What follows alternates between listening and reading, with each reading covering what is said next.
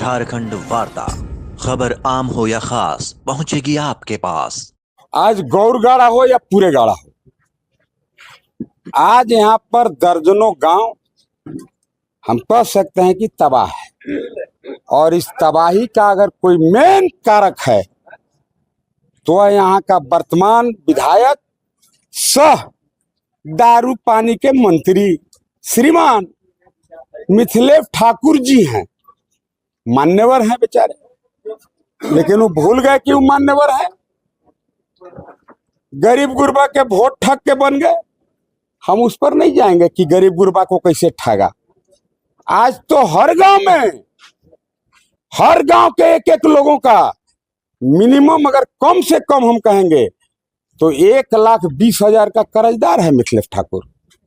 आप सोचते होंगे कि कैसे कर्जदार हो गया, वो तो कर्जा लिया नहीं इसलिए कर्जदार हो गया।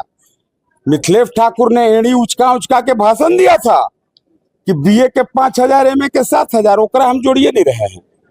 उन्होंने जो सबसे गंभीर बात कहा था और उस बात के चलते ही गांव की गरीब महिलाएं उनके बात में, उनके जाल में, उनके झांसा में फंस करके और उनको वोट देने का काम किया था। उन्होंने कहा था कि भाई इस बार तीर धनुष छाप को जिताओ, मिथिलेश ठाकुर को चुनाव जिताओ और गांव के तमाम महिला जिनका 18 वर्ष से 100 वर्ष तक हो, उन सभी महिला को प्रत्येक महीना 2-2 हजार रुपया खाता में देने का काम करूंगा। अब मैं क्या क्यों दूंगा? कहा कि इस खर्चा का नाम रहेगा चूल्हा खर्च। भाई गांव के गरीब लोग हैं, महिला हैं, बेचारी के धीव दामाद आ गया, पहुना आ गया, बेटी दामाद आ गए या बेटी दामाद नहीं भी आए, गांव के गरीब आदमी को 2,000 रुपये महीना अगर सभी महिला के हाथ में मिल जाता, बेचारे नून चीनी नमक हल्दी डलडा छोटा मोटा काम जिसे चूल्हा खर्च के रूप में उन्होंने संज्ञा दिया था। ये चूल्हा खर्च कोई मैं नहीं बोल रहा हूँ, ये मुरारी भाई हैं। चूल्हा खर्च खुद उन दिनों तो विधायक नहीं था, उन दिनों श्री मिथिलेश ठाकुर ने ही कहा था। आज हर गांव में चले जाइए, कोई गांव नहीं है, कोई घर नहीं है जिस घर में 2 ठो 3 ठो महिला नहीं है। मिनिमम अगर कोई महिला है, कोई हर एक घर में मिनिमम एक महिला जरूर है। अगर आज 2-2 हजार रुपया महिला को अगर प्रत्येक महीना मिल जाता तो जिस घर में एक भी महिला है मतलब 5 साल में उनको 1,20,000 मिल जाता। ये मैं नहीं कह रहा हूँ। अगर मैं कह रहा हूं तो ठाकुर जी को बोलिए कि फिर एक बार मेरे ऊपर मानहानि का केस करे। मानहानि का केस हम पर किया है, मैं उसका लड़ाई लड़ रहा हूं न्यायालय में। हमें कोर्ट ने बेल दिया है, मैं बेल पर घूम रहा हूं।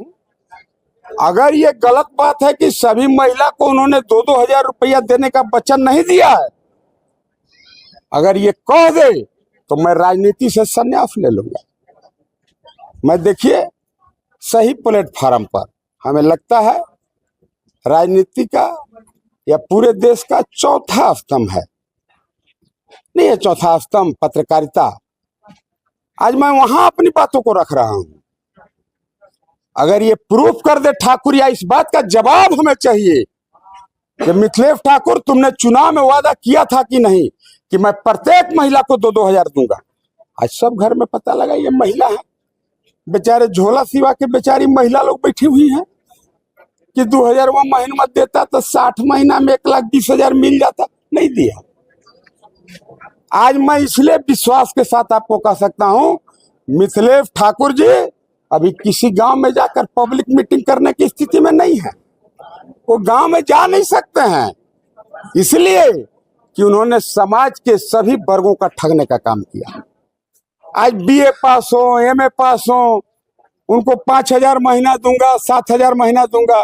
कहेगो तो बीए में पास ही कह के ब्याह कर लिया, तिल को ले लिया कि नहीं सुने मर्दे। मंच से कह दिया मिथिलेश ठाकुर जब 5,000 बीए पास के देंगे लड़की राज करेगी जी।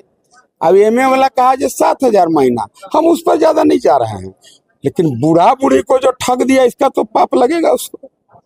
1,000 पेंशन मोदी जी देते हैं, वृद्धा पेंशन देते हैं, लेकिन आज बूढ़ा बूढ़ी को भी कहा था कि 1,500 हजार हम आप मिलाएंगे, 2,500 रुपया महीना देंगे वृद्धा पेंशन। ईमानदारी हम कह सकते हैं कि बूढ़ा और बच्चा भगवान का दूसरा रूप होता है। कोई भी बुजुर्ग आदमी कोर्ट में गवाही देने जाता है, न्यायालय उन बुजुर्ग को देवता के रूप में देखता है।